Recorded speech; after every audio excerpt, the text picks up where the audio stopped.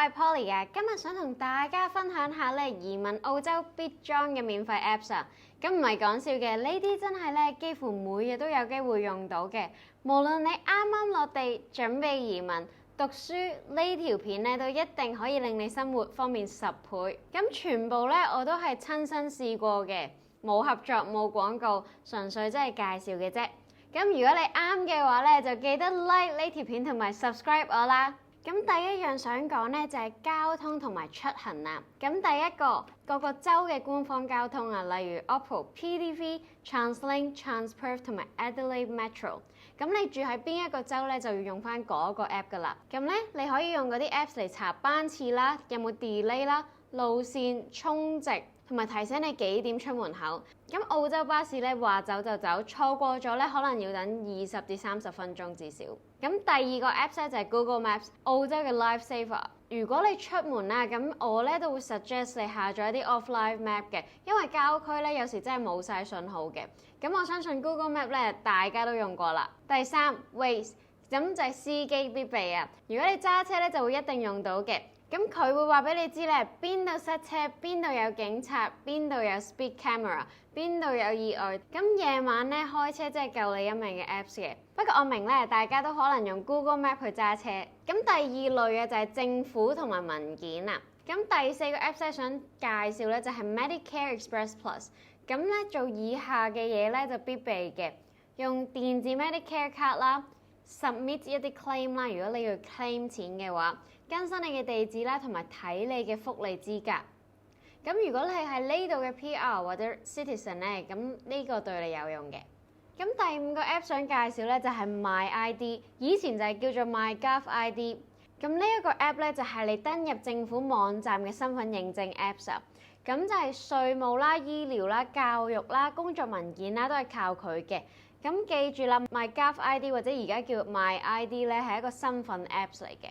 咁第三類型咧就係生活同埋揸車。第六個 App 想介紹咧就叫做 FuelMap Australia， 油價嘅比較神器啊。咁澳洲每個加油站咧，其實個油價都唔同嘅，有時會差20至40毫子 per litre。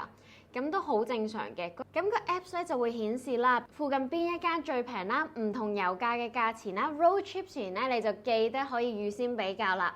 第7個 Apps Weather Zone， 天氣必備啊，澳洲嘅天氣咧就突然轉噶啦，咁個 Apps 咧就會 show 俾你睇 UV、雷暴警告、風速定係潮汐。如果你海邊咧就好有用，咁記得出門前睇一睇啦，咁就唔會曬到變燒豬啦。第4類型。安全同埋緊急資訊。第8個 Apps 係想介紹係非常之重要嘅 Emergency Plus， 係官方嘅緊急定位 Apps 啊。咁你打000啦，你有時唔知道自己喺邊，咁佢個 Apps 咧就會 show 到精準嘅 GPS 坐標。咁救命嘅時候咧就非常之重要啊。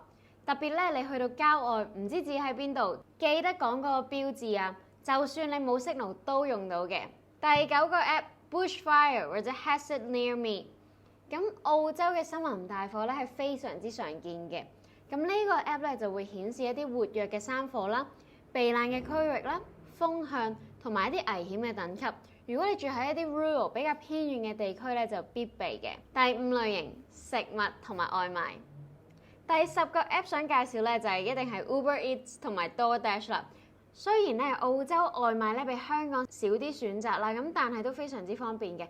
咁呢一啲 apps 咧，可能大家都非常之熟悉㗎啦。佢話俾你知司機喺邊度啦，可以 reorder 啦，有 coupon 啦，超級市場同埋便利店都可以喺 Uber Eats 嗰度買㗎。第6類啊就係超市同埋慳錢啦。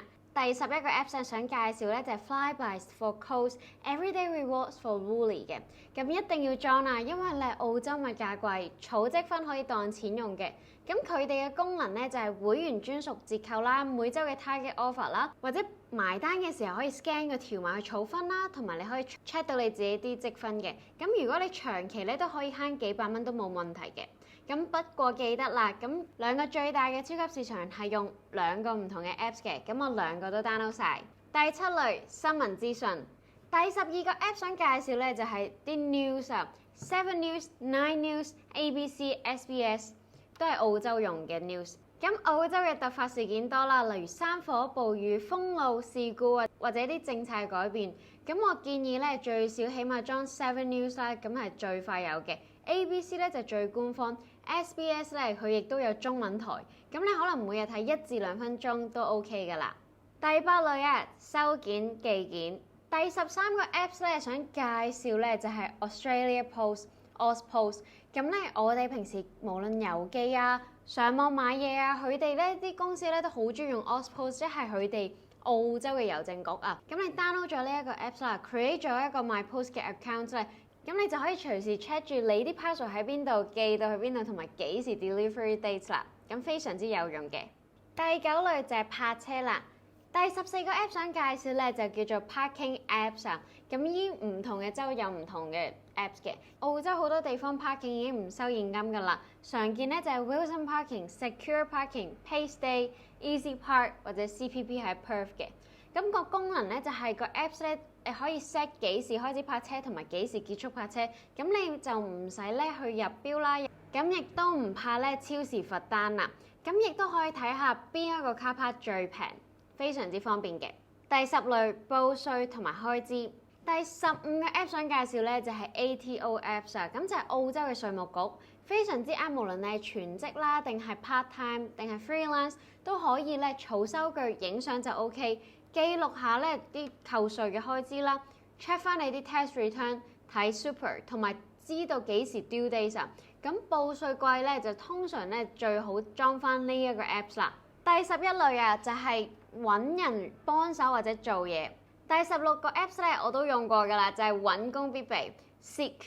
咁澳洲最常用嘅揾工平台啊，咁你就可以喺 Seek 嗰度咧 upload 你啲 resume 啦，揾工啦，睇你呢啲 salary 嘅範圍啦。我亦都喺 Seek 嗰度揾到工㗎。第17個 Apps 啊就係叫做 Airtasker， 係揾人做嘢嘅神器啊！無論係搬嘢啦、砌家私啦、補牆、清潔、代買嘢，一個 Apps 咧都可以搞掂晒嘅。咁而且咧佢哋啲價錢透明啦，有人接單就 OK 㗎啦。咁如果你有時咧想揾人清潔你間屋啦，又或者裝家私、冚家私，咁你可以上網睇下啲價錢啱唔啱你。第12個類型咧就係二手平台。第18個 App 想介紹咧就係 Gumtree 同埋 Facebook Marketplace。咁呢度咧就好興買平嘢啦，二手家私、二手車、電器都係咁嘅。咁尤其是你啱移民啦，要 settle down 啦，其實二手市場可以幫你慳好多錢嘅。咁你得閒咧就可以上網睇下有啲咩舊家私或者二手車想賣，咁你就可以上 Marketplace 度睇下啦。咁總括而言，咁以上咧就係我整理嘅移民澳洲必備18大免費 Apps 2025年嘅版本，全部都係我親身用過嘅，咁真係可以令你生活舒服得多。咁如果咧你覺得呢條片啱你嘅話咧，咁就記得 like、share 同 subscribe 啦。我哋下條片再見，拜拜。